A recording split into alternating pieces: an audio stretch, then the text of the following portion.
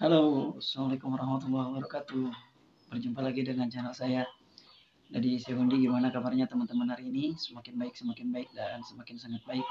Itu yang saya harapkan dari teman-teman. Mudah-mudahan pada hari ini teman-teman semakin baik, dan semakin sangat baik. Itu yang saya harapkan ya dari teman-teman. Mudah-mudahan tidak ada lagi gejala yang dirasakan oleh teman-teman. Sudah bisa tidur nyenyak, sudah bisa makan enak, dan sudah bisa beraktivitas seperti biasa ya. Ya pokoknya doa ini yang terbaik buat teman-teman, pasti saya doakan, dan mudah-mudahan teman-teman sudah bisa beraktivitas. Itu yang penting ya, karena kalau kita di rumah saja mungkin kurang baik ya. Kita harus tetap beraktivitas, kita tetap harus mencari nafkah jika laki-laki, karena itu kebutuhan kita, apalagi kita sudah berumah tangga. Oke teman-teman, bagi yang baru bergabung di channel saya, silahkan di subscribe dulu channel saya, kemudian ya dibunyikan juga loncengnya, notifnya, di share ya. Bagi yang teman-teman sudah bergabung, saya ucapkan terima kasih. Itu merupakan ya yang terbesar buat saya, dukungan yang terbesar ya teman-teman ya. Kenapa saya meminta subscribe sekarang? Biar channel ini berkembang lebih maju lagi, dan saya lebih semangat lagi dalam membuat konten ya. Karena memang ya membuat konten itu hobi saya gitu kan, hobi saya dalam memberikan edukasi dan motivasi untuk teman-teman yang mungkin membutuhkan penanganan, membutuhkan ya mungkin istilahnya referensi terkait dengan yang namanya asam lambung, GERD, dan anxiety ya, ataupun psikosomatis. Karena channel saya ini teman-teman hanya membahas ya tentang seputar itu saja, anxiety disorder, psikosomatis, asam lambung, dan GERD gitu kan. Nah teman-teman ya, subscribe itu kan tidak bayar ya, silahkan di subscribe dulu.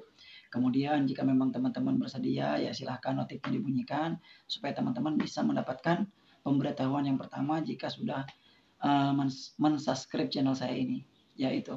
Kemudian teman-teman yang sudah berbaik hati sama saya selama ini, yang sudah memberikan sesuatu hal ya, saya ucapkan terima kasih. Itu bukan hanya hadiah tapi penghargaan buat saya, berarti teman-teman itu sangat sekali peduli dengan saya. Oke teman-teman, kali ini saya akan membahas dua hal tentang masalah nyeri belikat ya, nyeri belikat yang biasanya tembus ya, nyeri belikat ke sini gitu kan, dan sakit pinggang yang dirasakan oleh teman-teman penderita anxiety ataupun penyakit GERD ya, asam lambung. Nah teman-teman, jika teman-teman memang sudah check up medis, ataupun misalkan rekam medisnya sudah bagus dan hasilnya normal, mulai dari ronsen, kemudian USG abdomen gitu kan, yang mau 3 dimensi ataupun 2 dimensi yang di sini di pinggang, kalau misalkan hasilnya normal berarti itu murni dari asam lambung saja gitu. Misalkan teman-teman sudah ronsen gitu kan, belikat juga sudah, ternyata belikat itu masih sakit gitu kan, kemudian di pinggang juga sakit, panas, setelah di ESG gitu kan ternyata hasilnya normal, nggak ada apa-apa. Nah berarti teman-teman itu mungkin dari psikosomatis yang ada gitu kan, karena psikosomatis sendiri kan setiap orang itu beda-beda, ada yang nyerang di bagian dada, ada yang nyerang di bagian pinggang, ada yang nyerang di bagian belikat. Nah itu beda-beda ya teman-teman. Nah hari ini dua hal itu yang akan saya bahas berdasarkan pengalaman saya, dan mudah-mudahan ya ini bermanfaat untuk teman-teman, bisa dilakukan di rumah, dan ini sangat sekali mudah karena uh, tidak istilahnya mengandalkan orang lain. Ini bisa dilakukan oleh kita sendiri, ataupun healing gitu kan, oleh kita sendiri, pengobatan terapi secara sendiri gitu kan, tidak usah mengandalkan orang lain ataupun ya istilahnya ke sana gitu kan, banyak orang gitu. Karena memang kita itu murni dari GERD saja kalau misalkan check up medisnya sudah betul semua gitu kan. Nah teman-teman ya, yang pertama kita akan ngebahas sakit belikat gitu kan. Sakit belikat itu membuat kita sedikit parno ya. Parno dalam artian kita sedikit ketakutan. Karena apa? Biasanya kan setelah kita mengalami ya beberapa hal gitu kan, nah sakit belikat itu menjalar biasanya ke ketiak sakit gitu kan, ke sebelah sini sakit, bahkan ke pundak juga sakit. Nah itu merupakan gejala yang memang dirasakan oleh para psikosomatis ataupun anxiety disorder gitu kan. Karena saya pun mengalami nih, maaf suara saya agak serak karena memang saya habis kegiatan ini nih sama ibu-ibu, habis senam, jadi agak serak. Aerobik seru, kalau misalkan teman-teman mau aerobik silahkan dengan saya, ayo ikuti yoga saya tuh jangan lupa tuh, itu banyak sekali yang udah sehat, udah bertenaga lagi ya. Saya nggak kurus-kurus amat ya, sedanglah segini mah tuh. Nah, ke teman-teman kita ngebahas nyeri belikat lagi, karena nyeri belikat itu sangat mengganggu ya. Kadang pegel di bagian sini gitu kan, kadang pegel di bagian sini. Nah, bagaimana sih penanganannya yang terbaik? Karena gini teman-teman, penanganan untuk nyeri belikat ini tidak bisa dilakukan sekali dua kali. Lakukan secara rutin, lakukan secara sering gitu kan, tanpa istilah jeda ya. Oke, yang pertama itu teman-teman, istirahat yang cukup. Itu penting. Istirahat yang cukup, karena kalau misalkan teman-teman yang seperti saya suka duduk di komputer ataupun bekerja, biasanya nyeri belikat itu cenderung ada lagi. Tapi kalau misalnya kita penderita anxiety juga cenderung ada lagi gitu kan. Jadi di bagian sini itu belikat tuh di sini nih, aduh ini sakit banget kan. Yang pertama, istirahat yang cukup teman-teman. Ya artinya teman-teman mungkin kalau misalkan sudah sakit betul gitu kan, istirahat, bisa tiduran atau bisa menarik nafas dan sebagainya, itu istirahat ya. Nah, kemudian yang kedua itu teman-teman, kompres dengan air hangat. Kenapa sih saya selalu mengedepankan air hangat? Karena memang air hangat itu istilahnya itu merelekskan otot-otot yang memang tegang gitu kan, saraf-saraf yang tegang di dalam tubuh kita gitu kan. Dikompres saja di bagian sini gitu kan. Bisa oleh istri ataupun suami yang peduli terhadap kita, atau misalkan adek lah, siapa aja yang kompres aja semacam digosok-gosok seperti itu kan gitu kan. Bisa. Nah, lakukan itu berulang-ulang temannya, sebelum tidur teman-teman, atau sesudah bangun tidur gitu kan, pagi hari itu lakukan, gitu lakukan, dikompres dengan menggunakan air hangat. Biasanya saya itu di botol beling gitu kan, di botol beling itu di sini disimpan. Alhamdulillah itu membantu. Minimal itu kita tidak terlalu apa ya, tidak terlalu kerasa banget.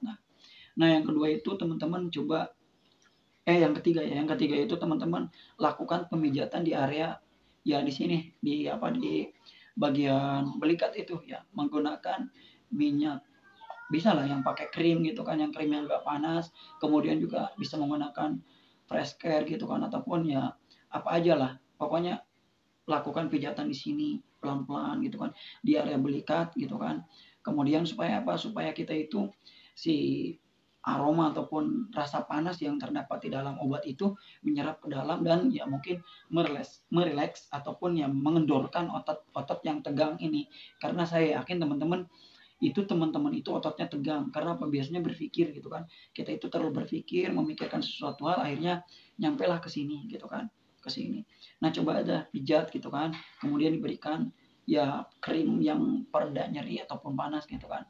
Nah kemudian yang keempat itu teman-teman, silakan teman-teman olahraga gitu kan. Olahraga semacam apa sih olahraganya? Bisa dilakukan teman-teman melakukan gerakan seperti ini gitu kan, atau misalkan membuka badan seperti ini, pelan-pelan saja ya membuka badan, atau misalkan melakukan gerakan seperti ini ya pelan-pelan menggunakan hitungan dan sebagainya, itu sangat membantu.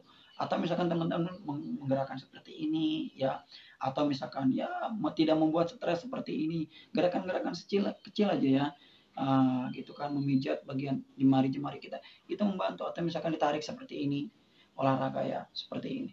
Nah itu sangat penting teman-teman, lakukan olahraga ringan di rumah supaya kita jangan terlalu tidak terlalu sakit gitu. Nah yang terakhir teman-teman, bisa mengkonsumsi obat pereda nyeri. Nah pertanyaannya kan gini, kita selaku penderita GERD itu tidak cocok dengan obat pereda nyeri gitu kan. Bahkan yang ada sudah yang tidak memakai obat pereda nyeri. Nah, selama memang itu sakitnya betul teman-teman, coba aja gitu kan. Saya sih menyarankan coba teman-teman minum paracetamol yang di bawah 500 mg gitu kan. Atau misalkan 500 mg itu dipotong 2. Itu insya Allah sangat membantu untuk meredakan nyeri. Hal seperti itu. Ya, kalau dengan herbal, ya silakan teman-teman cari, ada obat herbal kayak semacam akar bajaka dan sebagainya, itu juga membantu teman-teman ya. Saya tidak menjual obat. Ya, sekali lagi saya tidak menjual obat ya. Silahkan teman-teman cari ya seperti itu. Nah, itu beberapa yang saya bisa kedepankan untuk meredakan nyeri di belikat ini gitu kan. Belikat itu sangat mengganggu ya teman-teman. Kalau saya sih herbal pernah sekali minum herbal untuk nyeri belikat itu. Saya itu, oh ya nih satu lagi saya lupa. Teman-teman bisa pakai jahe digeprek dicampur beras ketan, disimpan di sini. Bisa itu. lupa saya, ya saya pernah pakai itu gitu, atau dipakai daun jarak gitu kan, dipakai di sini, ya saya pakai itu yang terakhir ya, pakai jahe digeprek pakai beras ketan, kayak semacam orang yang lagi keseleo gitu kan, dimasukin ke sini, itu membantu teman-teman ya, pakai daun jarak juga bisa ya. Nah itu yang pertama tentang masalah belikat. Saya baru pulang nih, kegiatannya lumayan ya. Nah yang selanjutnya adalah nyeri pinggang. Ini saya banget ini. Duh, saya kalau udah gut saya naik itu nyeri pinggangnya itu lumayan lama ya. Kemarin tuh saya 1 minggu nyeri pinggang, tapi sekarang alhamdulillah sudah enggak lagi. Kemarin hampir aja saya mau USG lagi karena biasalah yang namanya manusia kan butuh yang namanya kepastian ya di dalam sakitnya itu sebetulnya kita sakit apa gitu kan ya. Nah teman-teman, sekarang kita bahas nyeri pinggang. Nyeri pinggang ini di sini. Kadang kita nih kalau mau yang ngerekuh aja sakit, kemarin tuh kalau udah videonya saya ngerekuh aja sakit, wah sekarang saya udah bisa apa-apa gitu kan ya, alhamdulillah gitu kan, itu berkat doa dari teman-teman, terima kasih. Nah kemudian teman-teman, ini yang saya lakukan jika teman-teman mengalami sakit pinggang, olahraga teman-teman ya, olahraga sangat membantu sekali. Kalau misalkan pengen dibuatin videonya, nanti saya akan buatin videonya yoga untuk meregakan ya pinggang itu, dan supaya tidak terlalu sakit. Ada kok di mana di video saya itu sudah saya bikin yoganya, dan mudah-mudahan itu bisa membantu ya. Di emak sapu mangiing. Nah jadi yoga ya, bisa juga teman-teman renang gitu kan, bisa renang ataupun apalah gitu kan. Nah itu untuk membantu ya meregangkan. Nanti ya adalah di yoga saya ikutin aja itu sebagian dari udah ada untuk menghilangkan sakit di pinggang itu. Saya juga teman-teman gitu. Atau teman-teman, aduh saya bingung mau mempraktekannya ini, tempatnya kecil. Ada satu gerakan yang bagus buat teman-teman ya. Nantilah saya praktekkan. Itu sangat membantu kita untuk meredakan nyeri pinggang itu ya. Kemudian teman-teman ya, teman-teman itu bisa menekuk lutut ya, seperti apa ya nanti ya, ininya ya teman-teman, di lututnya ditekuk seperti ini ya. Nah sampaikan aja ke dada seperti ini. Kalau bisa sih teman-teman ada yang mukul-mukul di belakang sini, di belakang sini kita nih ada yang mukul-mukul nih ya, ya seperti ini ya. Duh sorry, di sini ya, itu dipukul-pukul ya, gini ya, ditekuk seperti ini, pelan-pelan aja ya, dirapatkan dada kita gitu kan. Kalau misalkan sakit banget, pelan-pelan saja seperti ini gitu kan, pelan-pelan gitu kan. Ya bisa melakukan seperti itu teman-teman ya, ditekuk lututnya. Kalau bisa sih satu-satu juga boleh begini ya gitu kan, pelan-pelan gitu. Nah, itu sangat membantu sekali ketika kita sedang sakit pinggang gitu kan. Ya kemudian ya teman-teman, kalau misalkan teman-teman sakit pinggang ya hindarilah untuk mengangkat yang beban berat-berat gitu, karena itu mempengaruhi juga ke kita yang disakit di sini ya gitu kan. Jangankan kita mau ngangkat berat-berat, tapi ya kita mau ruku sholat aja kayaknya sulit gitu. Sebetulnya ada gerakan di pas sholat itu yang bagus ya, pada saat ruku seperti ini. Nah itu gerakannya sangat enak sekali ya teman-teman untuk meredakan pinggang itu gitu. Nah itu kemudian teman-teman, duduk dalam posisi tegak ya, itu bagus. Jadi duduknya itu belajar untuk tegak ini. Biasanya kan orang yang sakit pinggang itu duduk seperti ini agak sakit ya, tapi belajar kita untuk duduk tegak sambil angkat tangan seperti ini, perlahan ke belakang, tarik ke depan seperti ini, tarik lagi sambil itu duduk tegak seperti ini teman-teman. Jangan terlalu membungkuk seperti ini, biasakan ya. Nah, seperti inilah, belajar duduk tegap, kemudian angkat sambil tangan seperti ini ya, angkat tangan seperti ini juga, seperti itu ya. Itu sangat bagus sekali untuk ya meredakan gitu kan sakit pinggang buat teman-teman. Kemudian ya teman-teman ya, yang selanjutnya itu penuhi asupan vitamin dan kalsium teman-teman ya.